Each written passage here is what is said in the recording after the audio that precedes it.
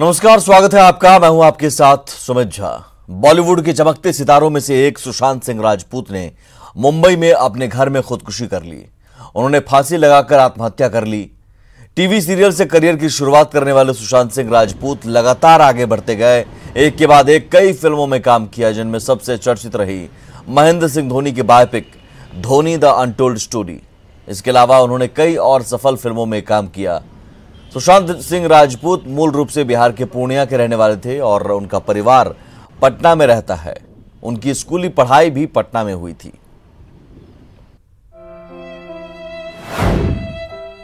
Gang से तो भाग लूंगा वकील, अपने आप से कैसे भागूं? सर, हम सोच रहे थे कि हम कर क्या रहे हैं। हम एक क्रिकेटर हैं लेकिन टीसी का काम कर रहे हैं खड़गपुर स्टेशन पे। सर, आप बोलेंगे तो इसके बाद उनका फिल्मों का सफर शुरू हुआ। हम इस लड़के को जानते हैं, महेंद्र सिंह धोनी। स्ट्राइक हम लेंगे, तुम रन आउट मत करवा देना बस। जिसमें उन्होंने कई फिल्मों में अपनी अदाकारी से किरदारों को जीवंत किया। पहली फिल्म काय पोछे में लीड एक्टर के तौर पर नजर आए।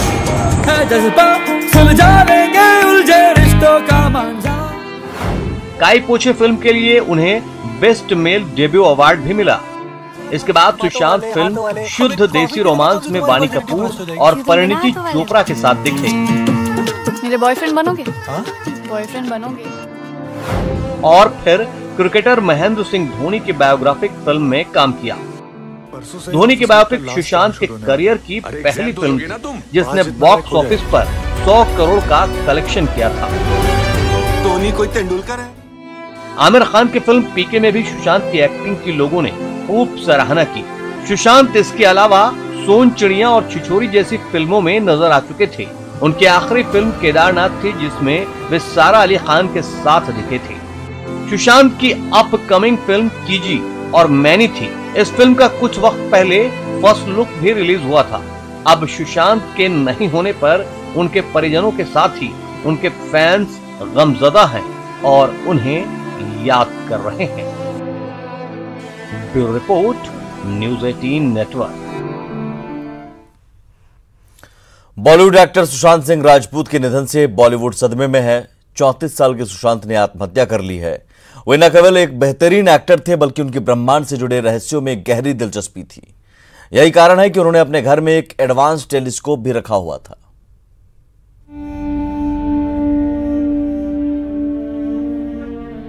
चंद महीने पहले तक गिटार पर अपने हाथों को आजमाते सुशांत की तस्वीर है।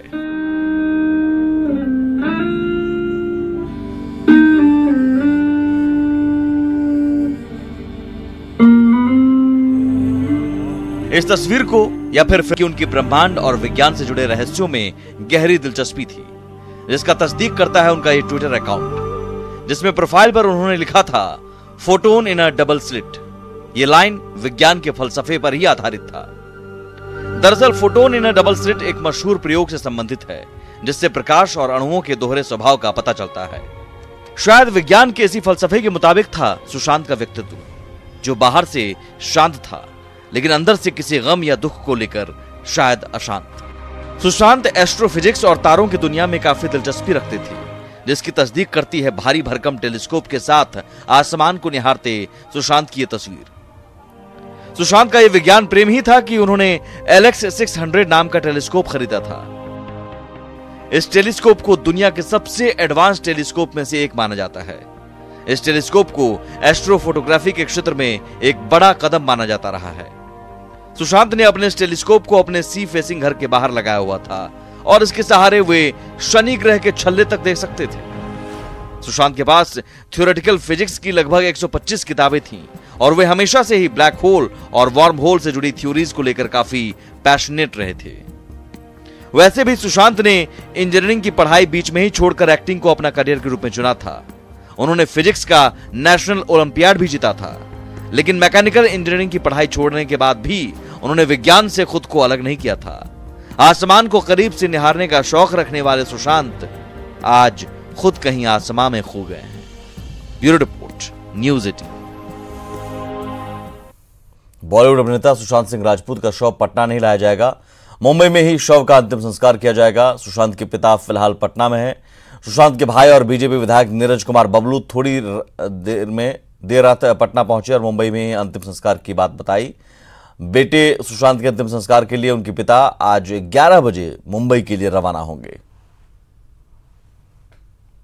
वहीं होगा अंतिम संस्कार, क्योंकि कोरोना की वजह से कुछ कर नहीं पाएंगे अभी हम लोग, तो सब लोग वहीं जाने का प्रयास कर रहे थे। कोशिश कर रहे थे कि यहाँ ले आए, लेकिन लगता नहीं हो पाएगा। अब एक नजर डालते हैं सुशांत सुसाइड केस में अब तक क्या क्या हुआ। सुशांत के सुसाइड से जुड़ी 10 बड़ी बातें आप भी जानिए। सुबह 10 बजे से 1 बजे के बीच सुशांत ने सुसाइड की, ये बात सामने आई। पुलिस को दोपहर 2 बजे सुसाइड की जानकारी मिली। खबर पुलिस को 2 बजे दी गई और जब पुलिस पहुंची तो डेड बॉडी सुशांत सिंह राजपूत की काली टी शर्ट और शॉर्ट्स में मिली है। सुशांत के घर में कोई भी सुसाइड नोट नहीं मिला है, जिससे गुत्थी थोड़ी उलझी हुई लग रही है। कोई संदिग्ध चीज भी बरामद नहीं हुई है आसपास। सुशांत के घर में 3 नौकर काम करते थे। नौकर ने 9:30 बजे अनार का जूस दिया था, सुबह 9:30 बजे, और उसके बाद नौकर ने दरवाजा खटखटाया तो नहीं दरवाजा खोला, तोड़ना पड़ा। पुलिस सुशांत का फोन भी खंगालने की तैयारी में है, कॉल डिटेल्स निकाल रही है ताकि पता चल सके किससे आखिरी बात हुई थी। पुलिस को सुशांत की पोस्टमार्टम रिपोर्ट का भी इंतजार है। और अमित सिंह हमारे साथ जुड़े हुए हैं पटना से। सुशांत सिंह राजपूत का घर पटना में ही है और आज सुबह 11 बजे उनके पिता मुंबई के लिए रवाना होंगे। आज मुंबई में ही उनका अंतिम संस्कार होगा। अमित, जाहिर है कल से ही सुशांत सिंह राजपूत के घर पर जमावड़ा लगा हुआ है। आसपास के लोग जो शायद सुशांत सिंह को बचपन से देखते आ रहे हैं, उन्हें अभी भी यकीन नहीं हो रहा होगा कि सुशांत अब इस दुनिया में नहीं रहे। आज उनका अंतिम संस्कार भी किया जाएगा और एक पिता के लिए बहुत बड़ा बोझ होता है अपने बेटे की अर्थी को कंधा देना, और उसके लिए आज सुबह 11 बजे वो पिता जाएगा मुंबई। किस तरह की तस्वीरें, किस तरह का माहौल?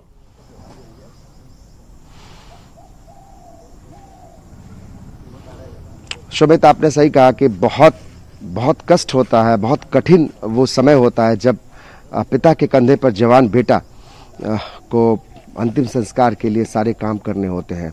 हम तस्वीरें दिखाते हैं, बेहद गमगीन माहौल है। कल शाम में काफ़ी भीड़ भाड़ थी यहाँ पे, लेकिन सुबह सुबह का समय है और हम सुशांत सिंह राजपूत के घर की तस्वीर आपको दिखा रहे हैं। साथ में ये भी बताते हैं कि किस तरीके से रात भर जो इनके पिता हैं वो परेशान रहे हैं। कई बार उनको चक्करें भी आई और वो सो नहीं पाए, पूरी रात वो जगे रहे। जो उनकी ममेरी बहन है, अभी उनसे मेरी बात हो रही थी, कैमरे के सामने वो नहीं आना चाहती हैं। वो कह रही हैं कि काफ़ी हम लोग टूट चुके हैं अपने भाई के जाने से, तो हम भी नहीं चाहते हैं कि उनको परेशान करें, उनसे सवाल जवाब करें, उनसे हम परेशानियों को और कुड़े दें।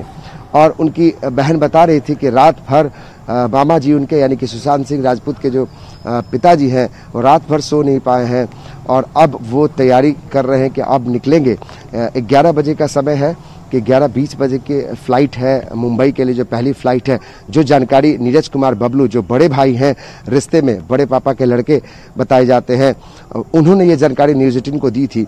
तो यही है कि 10 बजे यहाँ से निकला जाएगा और ये घर है उनका, जो सुशांत सिंह राजपूत का घर है, जो राजीव नगर में है।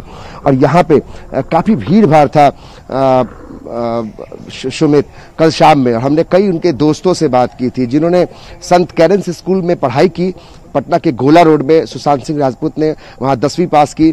और जो उनके दोस्त थे, जो बहुत प्रिय थे उनके, जिनके साथ इसी सड़क पे हम तस्वीर दिखाना चाहेंगे। ये पहले सड़क नहीं हुआ करता था, बल्कि मैदान था, खुला मैदान था, और यहाँ पे क्रिकेट खेला करते थे सुशांत सिंह राजपूत। भले ही आप बड़े स्क्रीन पर आपने महेंद्र सिंह धोनी पर फिल्म में आप देखेंगे चौके छक्के लगाते हुए, तो यहीं पे सुशांत सिंह राजपूत क्रिकेट खेला करते थे अपने दोस्तों के साथ। बता रहे थे, कुछ बात शेयर कर रहे थे, लोगों की आंख नम हो जाती थी जब वो बताते थे। जो उनके दोस्त थे संत कैरेंस के, वो बता रहे थे कि काफी हंसने बोलने वाला लड़का, और वो विश्वास नहीं कर पा रहे थे कि सुशांत सिंह राजपूत जैसा इतना हंसमुख लड़का वो सुसाइड कर लेगा। तो इस बात को लेकर बड़े सब लोग स्तब्ध हैं, न सिर्फ उनके दोस्त, उनके परिवार वाले, बल्कि उनके फैंस, वो फैंस जो ये सोचते थे कि अब सुशांत सिंह राजपूत न सिर्फ बिहार बल्कि पूरे देश का एक उभरता हुआ कलाकार है, एक स्टार है। और उनके साथ जब बिहार का नाम जुड़ता था तो तमाम तमाम युवा इस बात से गदगद हो जाते थे, उनका सीना चौड़ा हो जाता था कि सुशांत सिंह राजपूत जब बड़े स्क्रीन पर दिखाई देता, और जब महेंद्र सिंह धोनी की फिल्म में अनटोल्ड स्टोरी जो थी उसमें एक अलग सा एक व्यक्तित्व जो है, एक अलग सी एक कलाकार का जो उभरता हुआ ये था, वो सामने आया था सुमित। तो कह सकते हैं कि बिहार को एक बड़ी क्षति हुई है। तमाम जो राजनीतिक पार्टियां हैं वो भी बड़े बड़े नेता जो है, चाहे तेजस्वी यादव हो, पप्पू यादव हो, जीतन राम मांझी हो, सब ने दुख जताया। खुद प्रधानमंत्री नरेंद्र मोदी भी काफी स्तब्ध है, क्योंकि एक बहुत शानदार व्यक्तित्व वाला, एक शानदार कलाकार जो बिहार के इस पटना का रहने वाला, और यहाँ पे उसने पढ़ाई की, खेला कूदा अपने दोस्तों के साथ, वो इस दुनिया में नहीं है। कैसे वो चला गया, क्या इसके पीछे की कहानी है, वो जांच का विषय है। लेकिन सबसे बड़ी बात ये है कि जो परिवार के लोग हैं सुमित, वो बहुत परेशान है। रात भर कैसे रात कटी है ये कह पाना बड़ा मुश्किल है। जो उनकी बहन है, मेरी बहन, वो बता रही थी कि रात भर अभी उनके पिता के लिए और बोझिल सफर शुरू होने वाला है जब वो मुंबई के लिए रवाना होंगे, ये सोचकर कि उन्हें मुंबई जाना है उनके बेटे का अंतिम संस्कार करने, उनके जवान बेटे की अर्थी को कंधा देने। तो अभी उनके पिता की हालत समझी जा सकती है, और जाहिर है उनके परिवार पर क्या बीत रहा है ये कहना मुश्किल नहीं, बताना मुश्किल नहीं, और हमारी संवेदना उनके साथ है, उनके परिजनों के साथ है। लेकिन इन सबके बीच जरूर अंतिम संस्कार किया जाएगा सुशांत सिंह राजपूत का, और सुशांत सिंह राजपूत अब हमेशा यादों में रहेंगे। उनका शानदार अभिनय, उनका शानदार व्यक्तित्व लोगों के जहन में रहेगा। आगे बढ़ते हैं हम। रक्सौल से खबर है, रक्सौल के छौड़ादानो मुख्य मार्ग स्थित दुकान में भीषण आग लग गई, जिसमें लाखों की संपत्ति जलकर नष्ट हो गई। आग का कारण शॉर्ट सर्किट बताया जा रहा है। वहीं अग्निशमन विभाग की गाड़ी ने मौके पर पहुंचकर काफी मशक्कत के बाद आग पर काबू पाया।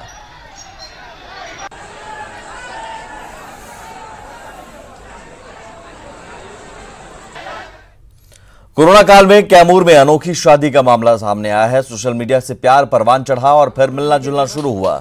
3 महीने पहले जब लड़के ने शादी की बात की तो परिजनों ने इनकार कर दिया। फिर दोनों ने गुहार लगाई, जिसके बाद महिला थाने में पहल कर परिजनों को मनाया और थाना परिसर स्थित शिव मंदिर में ही दोनों की शादी करा दी। उसी में महिला थाना केस करने के लिए फिर इनको बुलाया गया, लड़का आ गया, इसके बाद दोनों को फिर शादी हो। प्रधानमंत्री नरेंद्र मोदी ने देशवासियों से आत्मनिर्भर बनने की अपील की और इसका असर पटना में भी देखने को मिल रहा है। पटना के 2 युवा अपनी नौकरी छोड़ पटना आए और पटना में N95 मास्क, 3 लेयर मास्क और PPE किट बनाना शुरू किया। साथ ही 70 से ज्यादा लोगों को रोजगार दिया है। इन युवाओं को हिमांशु से प्रेरणा मिली, जिनकी चर्चा प्रधानमंत्री नरेंद्र मोदी ने मन की बात में की थी। प्रधानमंत्री नरेंद्र मोदी के इस अपील का, जिस अपील में प्रधानमंत्री ने देशवासियों से आत्मनिर्भर और स्वावलंबी बनने का अपील किया, उसका खासा असर बिहार में हुआ है। और पटना में हम दिखा रहे हैं कि ये देखिए, ये एक फैक्ट्री है जो हाल ही में शुरू हुई है और यहाँ पे जो है N95 मास्क, PPE किट और उसके अलावा जो है 3 लेयर मास्क जो है वो उसका निर्माण किया जा रहा है। और ये कुछ युवा जो हैं पटना के, जिन्होंने अपने जॉब को लेफ्ट किया प्रधानमंत्री की अपील के बाद, और अब जाकर के यहाँ पे PPE किट और मास्क जो है वो बनाया जा रहा है। तो हम बात करते हैं इनसे। ये कुणाल जी, ये बताइए कि आप इस काम को कब से शुरू किए, पहले क्या कर रहे थे? सबसे पहले तो हम जॉब कर रहे थे चंडीगढ़ में, और प्रधानमंत्री मोदी जी का आत्मनिर्भर रहने पर हम लोगों ने यहाँ पे प्लान डाला फरवरी मंथ में हमने यहाँ पे N95 3 लेयर मास्क स्टार्ट किया। और ये जब मेरा स्टेबल हो गया तो मैंने फिर 95 मास्क ही बनाया जाए। कितने लोग हैं आपके साथ इस काम में? यहाँ पे 70 से 80 लोग यहाँ पे काम करते हैं। आपने रोजगार दिया पर 70 से 80 युवाओं को? जी जी बिल्कुल। सभी लोग क्या पहले बाहर में काम कर रहे थे? कुछ लोग बाहर में काम कर रहे थे, कुछ लोग यहाँ भी काम कर रहे थे, कुछ लोग का मॉल बंद है, कुछ मार्केट बंद है, तो यहाँ भी लोग हैं। चलिए, तो यहाँ पे काम कर रहे हैं। कुछ लोग जो है वो प्रवासी मजदूर थे पहले, और वो यहाँ लॉकडाउन के दौरान लौट करके आए, तो यहाँ काम इन्होंने शुरू किया है। देख सकते हैं यहाँ पे N95 जो मास्क बन रहा है, उसके अलावा PPE किट भी बनता है। जो PPE किट है ये क्या कब से आप लोग तैयार कर रहे हैं, और पहले से कि आप जॉब करते थे तो प्रधानमंत्री की जो अपील था स्वावलंबी बनने का, उसका असर क्या हुआ? इससे पहले भी हम लोग मेडिसिन का बिजनेस करते थे यहीं बिहार में, लेकिन ट्रेडिंग का काम करते थे। यहाँ जब कोरोना का शुरुआत हो गया तो हम लोग सोचे कुछ नया किया जाए, तो सबसे पहले हम लोग 3 लेयर मास्क बनाना चालू किए। फिर N95 और PPE किट बनाना चालू किए। हमारे साथ एक वो शख्स भी है जिनकी चर्चा प्रधानमंत्री नरेंद्र मोदी ने अपने मन की बात में की थी। हिमांशु हैं, इनसे बात करते हैं। हिमांशु जी, ये बताइएगा कि वो कौन सा आइडिया था जिसको आपने प्रधानमंत्री के पास रखा, प्रधानमंत्री ने उसे स्वीकार किया और आपके नाम की चर्चा भी उन्होंने मन की बात में की। मैं प्रधानमंत्री जी को बहुत बहुत बधाई देना चाहूँगा कि उन्होंने एक सबको प्रेरित करने का काम किया है कि भारत कैसे आत्मनिर्भर बने। मैं भी यह काम आत्मनिर्भर बनाने का काम और लोगों को जागृत करने का काम काफ़ी सालों से कर रहा था। इन्होंने आइडियाज़ भेजे थे प्रधानमंत्री नरेंद्र मोदी को। इस बात का आइडियाज़ था कि आप जो है कम से कम आयात कीजिए, देश में जो है आप उत्पाद कीजिए और उन्हीं उत्पादों के जरिए जो है आप देश को आर्थिक रूप से भी मजबूत बना सकते हैं और देश के युवाओं को स्वावलंबी भी बना सकते हैं। तो उस आइडियाज़ को प्रधानमंत्री ने ग्रहण किया, आम जनों के बीच पहुँचाया और उसका असर इस पटना में भी हुआ। तो कहीं ना कहीं ये पूरी जो तस्वीर है वो इस बात को तस्दीक करती है कि अगर भारत खुद में आत्मनिर्भर बने तो तस्वीर सिर्फ नहीं बदलेगी, सिर्फ अर्थव्यवस्था ही नहीं बदलेगा बल्कि देश की जो दशा और दिशा है वो भी बदलेगी। कैमरा पर्सन नीलमणि के साथ अमित कुमार, न्यूज़ 18 पटना। दूसरे राज्यों से आने वाले लोगों के लिए प्रखंड और पंचायत स्तर पर बने क्वारंटीन सेंटर 15 जून से बंद हो जाएंगे। राज्य सरकार ने प्रखंड और पंचायत स्तर पर 15,000 क्वारंटीन सेंटर बनाए थे, जिनमें 15 लाख से ज्यादा मजदूरों को रखा गया। ज्यादातर क्वारंटीन सेंटर पहले ही खाली हो चुके हैं। पटना के गर्दनी बाग हाई स्कूल में बने क्वारंटीन सेंटर की स्थिति का जायजा लिया हमारे सहयोगी साकेत कुमार ने। बिहार में प्रखंड स्तर के जो क्वारंटीन सेंटर थे जहां पर मजदूरों को रखा जा रहा था, उसे कल से यानी 15 जून से बंद कर दिया जाएगा, यानी कि आज आखिरी दिन है। लेकिन कई ऐसे क्वारंटीन सेंटर है जहां अभी भी मजदूर नहीं है और पिछले करीब 15 दिनों से क्वारंटीन सेंटर खाली है। ऐसा ही एक देखिए आप, हम पटना में मौजूद हैं। पटना गर्दनी बाग हाई स्कूल का ये क्वारंटीन सेंटर है। यहाँ पर जो आप देख रहे हैं बिल्डिंग्स, इसमें जो बाहर से मजदूर आ रहे थे उन्हें यहाँ रखा जा रहा था, लेकिन अब सब चीज वीरान है क्योंकि मजदूर नहीं आ रहे थे यहाँ रहने के लिए, इसलिए सिस्टम जो है वो खत्म कर दिया गया। तकरीबन 15 लाख से ज्यादा मजदूरों को पूरे बिहार में जो क्वारंटीन सेंटर प्रखंड स्तर पर जो बनाए गए थे वहां रखा गया था। और अब चूंकि जिस तरह से मजदूरों के आने का सिलसिला थमने लगा है और थम चुका है, अब यूं भी ऐसे कह सकते हैं, उसके बाद से ये क्वारंटीन सेंटर जो है उसे अब बंद कर दिया गया है। लेकिन जो पुलिस के कुछ जवान हैं उनकी तैनाती यहाँ पर अभी भी है, वो लोग यहाँ पर कैंप कर रहे हैं। क्योंकि कल तक का ये शेड्यूल है, इसलिए वो लोग यहाँ पर हैं। हम एक बार बात करते हैं। आप लोग पुलिस के लोग हैं, क्या ड्यूटी है आप लोग का? ड्यूटी है यहाँ पर सुरक्षा के लिए, मतलब क्वारंटीन सेंटर में मजदूरों के लिए सुरक्षा के लिए है। यहाँ पर कैंप कर रहे हैं, लेकिन मजदूर नहीं है यहाँ पर। जो जिन मजदूरों को यहाँ रखा गया था वो धीरे धीरे, जैसा कि उन्होंने कहा भी है कि 1 तारीख से यानी 1 जून से यहाँ पर मजदूरों के आने का जो सिलसिला था वो खत्म हो गया। उसके बाद धीरे धीरे इस क्वारंटीन सेंटर को बंद कर दिया गया। तो ऐसे ही 15 तारीख यानी कल से बिहार के जो प्रखंड स्तर के जितने भी क्वारंटीन सेंटर है उसे सरकार ने बंद करने का आदेश दे दिया है। लेकिन जिस तरह से मजदूरों की कमी, या यूं कहे कि मजदूर जिस तरह से कम अब आ रहे थे, उसके बाद धीरे धीरे जितने भी क्वारंटीन सेंटर थे पहले से ही खाली थे, अब कल के बाद उसमें पूरी तरह से ताला लग जाएगा। कैमरा पर्सन आशीष के साथ साकेत कुमार, न्यूज़ 18 पटना। और इसी के साथ इस बुलेटिन में इतना ही। नमस्कार।